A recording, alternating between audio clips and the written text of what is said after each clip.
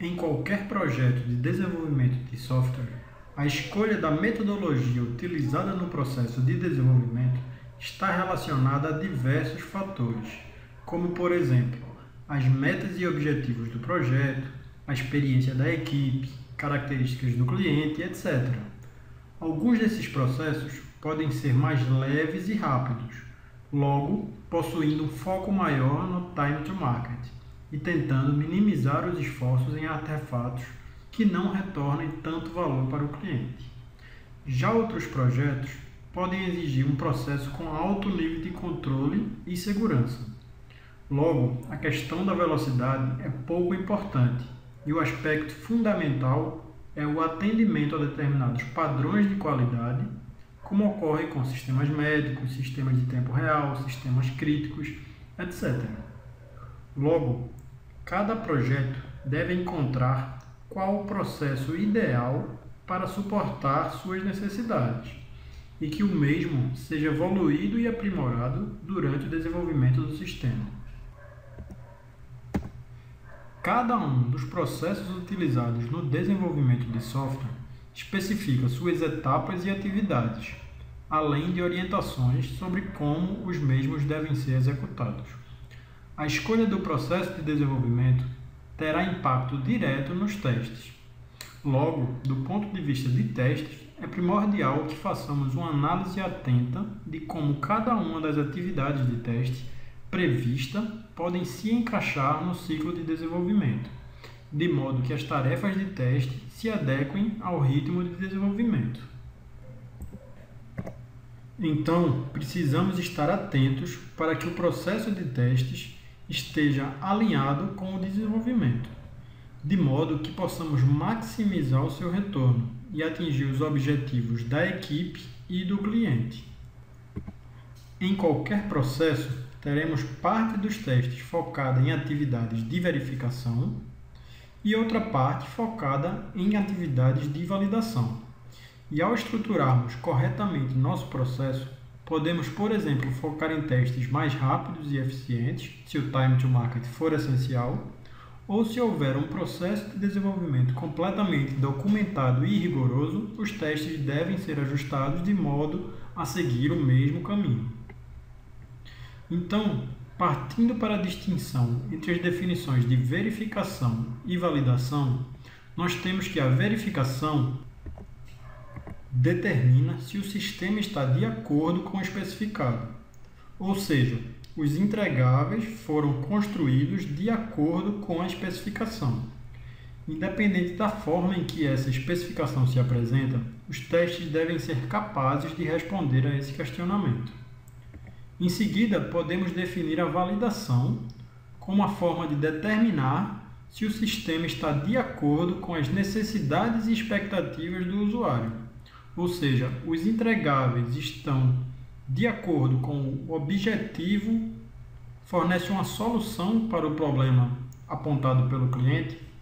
Isso ocorre porque de nada adianta termos um sistema 100% funcional e que não possua falhas, mas que também não atende à necessidade original do cliente.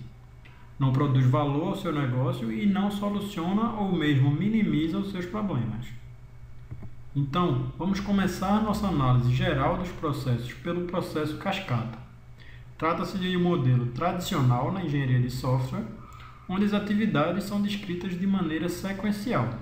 Por exemplo, na imagem, temos o início pela etapa de estudo, seguido pela análise, projeto, codificação, testes e implantação.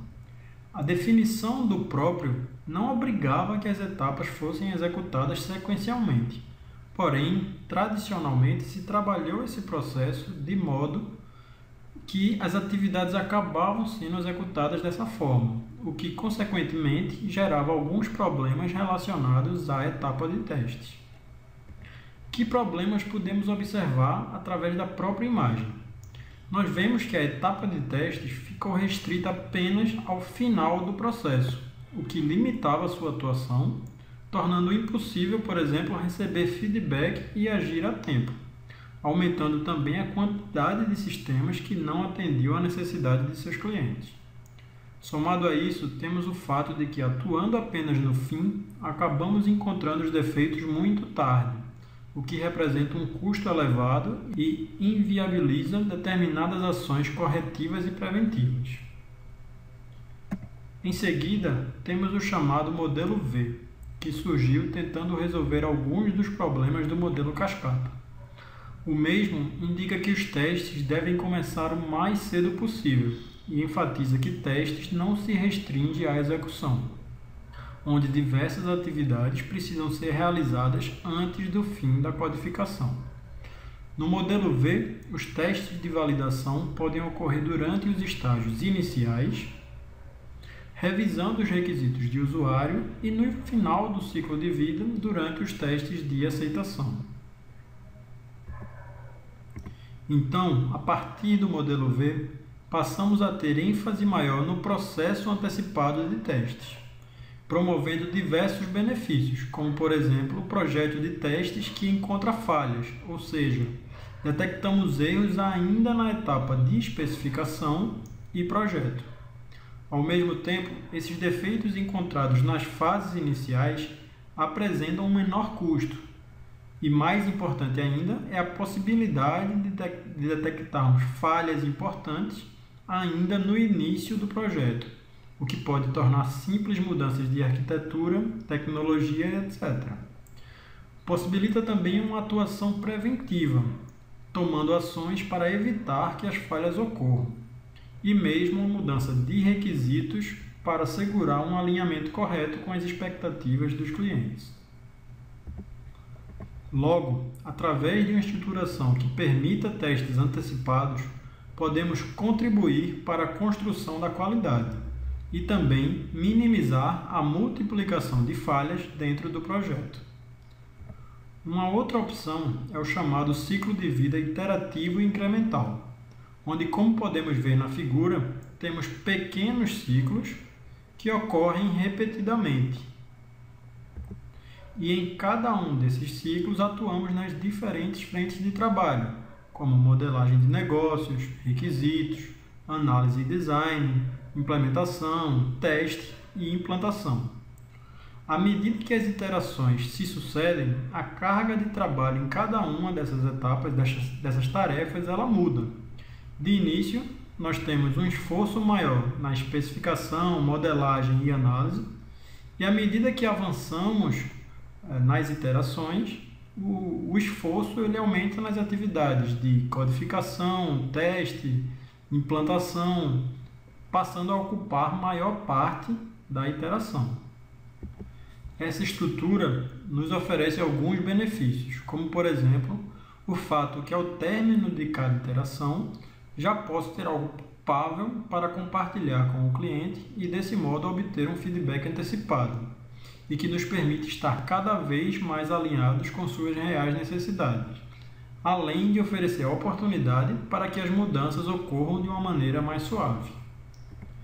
Então, o mais importante que precisamos observar nesse momento é que, independentemente do processo utilizado, o bom teste ele precisa estar presente em cada atividade do ciclo de desenvolvimento, através de uma atividade de verificação ou validação que nos permita assegurar que cada fase do projeto foi validada.